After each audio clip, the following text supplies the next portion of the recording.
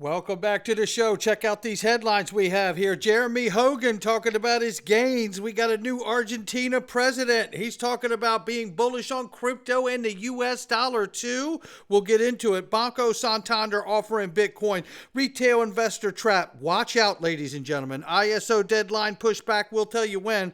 Digital pound. The government versus the consumer and the citizen, ladies and gentlemen. US lawmakers urge Treasury to revise proposed crypto tax rules. We'll tell you which one. Singapore, we've got that. We've got $33 trillion in debt, bullish for crypto and XRP. We've got 19 banks report exposure to crypto assets, and XRP is one of them. Somebody roll that beautiful intro.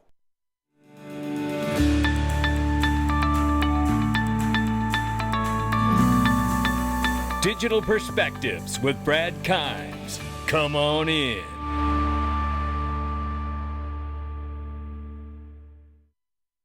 Welcome back to the show. You can follow us on Twitter and YouTube for exclusive content. Right now, $1.47 trillion market cap for crypto. The market is up 2.1% in the last 24. 37,100 plus for Bitcoin now. Just over $2,000 for Ethereum. $88.05 billion market cap for USD Tether, and we still don't know how the U.S. government and the Federal Reserve truly feel about it. Hang in there, folks. I think we're going to find out soon enough.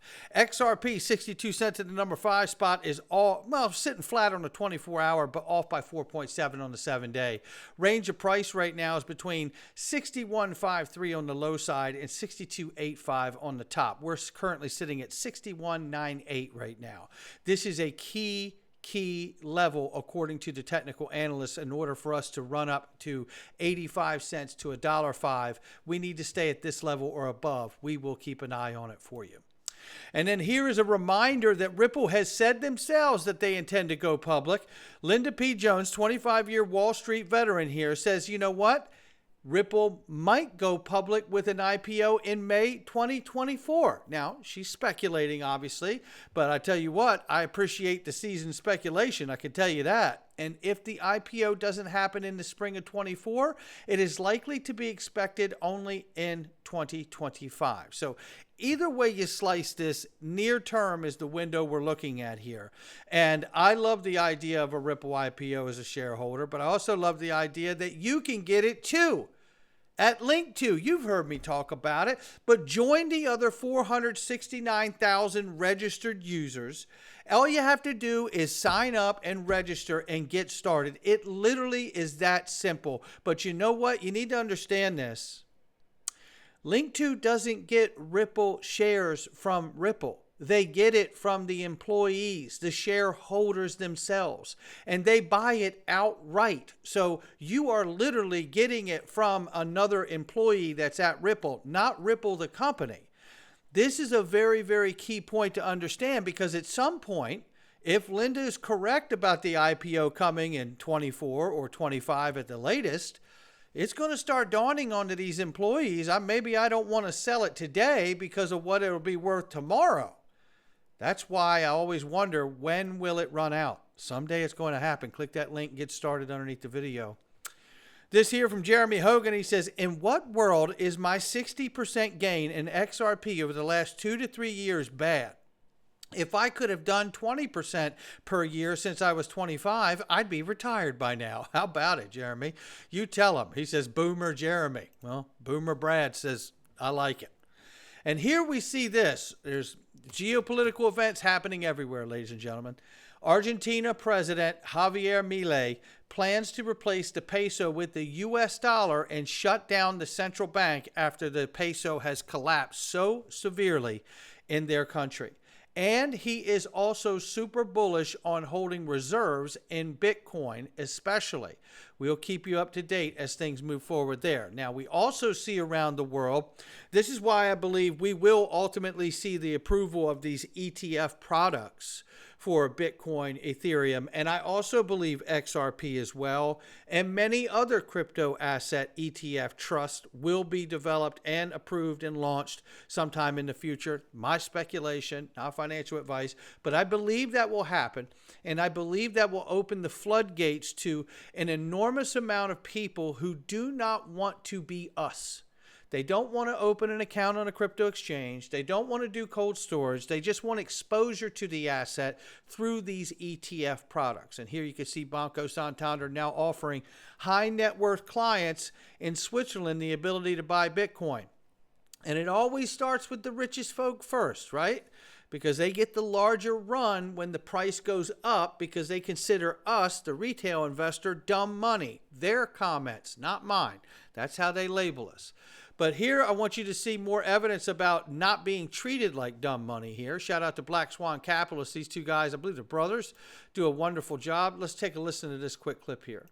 You don't want anybody to make money if you're trying to hollow them out. So you first inflict immense economic hardship on them so that the necessary bull market that has to happen sees minimal participation by individuals. And the corporatocracy is the primary participants and the originators of the token.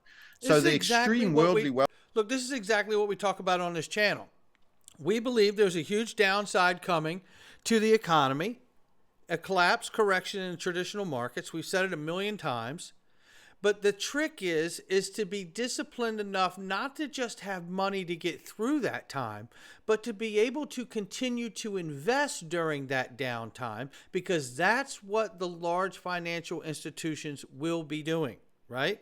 And if you can stay in step with them and out of step with the masses, I think our chances get pretty damn good for witnessing success on the other side. Here's a quick reminder. We touched it in the first video this morning, but if you haven't seen it, ISO 20022 for SEPA, the European payment system, has been postponed till March of 2024. This is why it's good to understand that we are in a coexisting phase.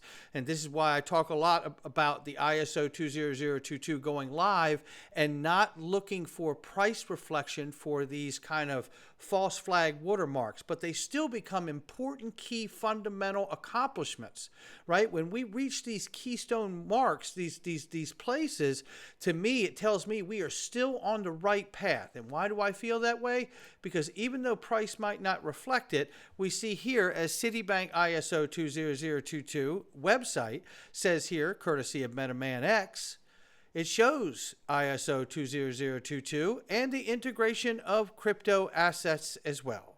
And that is ultimately what we're waiting for. So whether it be stablecoins, CBDCs, or bridge assets like XRP and so on, I am here to see it unfold. Now, what will CBDCs look like? Well, it will vary around the world depending what jurisdiction you're in. But let's hear what they're selling over here in the UK about the digital pound. The Bank of England nor the government would be able to program your digital pounds or restrict how you spend your money. However, you would have the ability to program your own payments if you wanted to. Today, this would allow you to make automated payments, such as paying your rent or mortgage on a set day, but in the future, this feature could also lead to exciting innovations in payments. And there you have that. They're saying you got all the power, not us, right? Well, I like the sound of it, but, you have to wonder, so many people think of the term government and they just think, well, my gosh, they're not, I trust the government. Well, what the hell's wrong with you? Why would you ever do that? Because the government in and of itself doesn't mean anything. Government is filled with people, and most of those people, whether we like it or not, and I'm not saying this specific to the UK, I'm saying this specific to governments around the world, are usually filled with people that once they get power, something actually happens to them, and bad things usually happen. So we'll watch. And speaking of bad things happen, you remember in the last bit of legislation that got through, there was a problem with the definition of broker, dealer, for crypto. And U.S. lawmakers now urging in a bipartisan fashion, as Patrick McHenry and Richie Torres are just 2 of 9 to come together in this effort to revise the proposed crypto tax law. Essentially, they want them to change the part down here. The major sticking point is how the proposal captures hosted wallet providers, payment processors, some DeFi entities, and other others as brokers for tax reporting purposes. The definition of broker remains too broad and would capture entities that do not possess traditional characteristics of a broker. So they're still trying to sort that out, is what they're still trying to do. And here is a very, very key article. And this is going geopolitical. We're moving across the world now from the U.S. to Singapore here. Cryptocurrencies have failed the test of digital money, says the Monetary Authority of Singapore, ladies and gentlemen. Said crypto has performed poorly as a medium of exchange or a store of value. Well, don't get worried, because this is where I remind you, Ripple gets a formal approval for Singapore for a payments license. Ripple said it received its fully fledged digital payments token license from the Monetary Authority of Singapore, which is obviously hugely critical on the rest of the space as a medium of exchange. Loving that for us. Yeah. And right here is Marcus Treacher, Opportunity here. formerly of Ripple and now at RTGS.global. And obviously he has stayed in the space because he believes in the space and what's going to happen with the use of blockchain, cross-border payments, and CBDCs, and as bridge assets go, like XRP. Take a quick listen.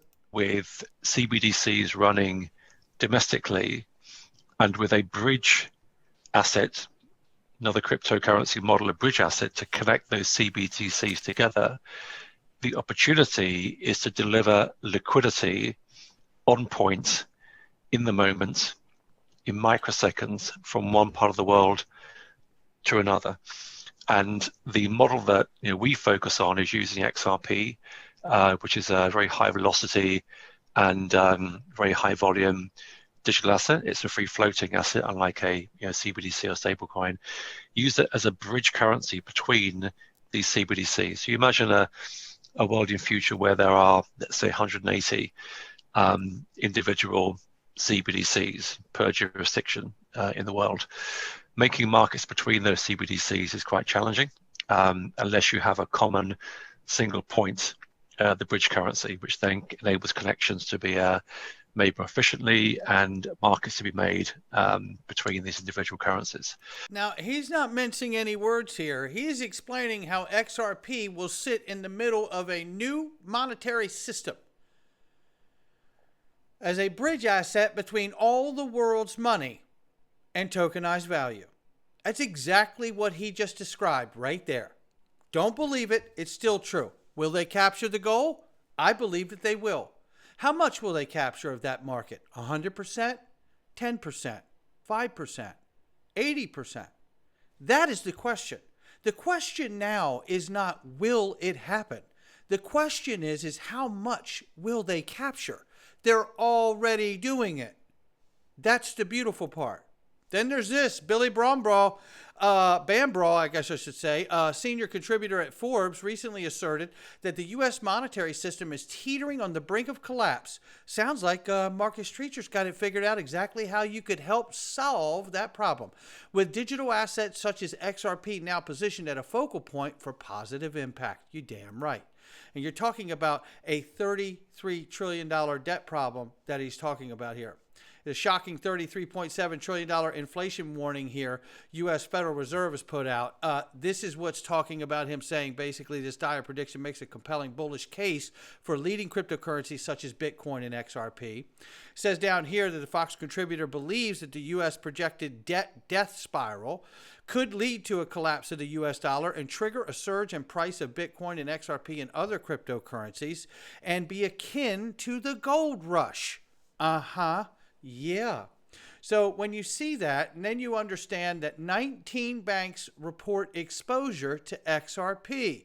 We're talking about $10.2 billion plus in investment positions of crypto assets. Now, this is a very small portion allocated from these 19 banks into XRP, but this is how it starts.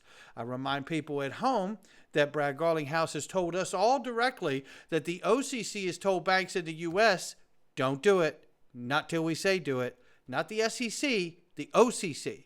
So I think that this is how it starts. It always starts small. I always talk about things being phased in.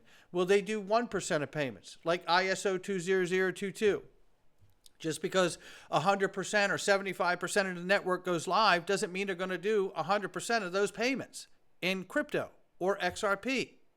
And in fact, we're going to need to have stable coins and CBDCs broadly for that need of that bridge asset to really serve at a high level, I believe, my personal belief.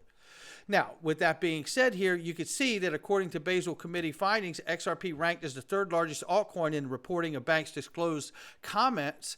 It says here, specifically, it was identified that XRP constituted 2% of the total exposure of the 9.4 billion. It says this percentage translates to a total XRP position of 188 million or $205 million.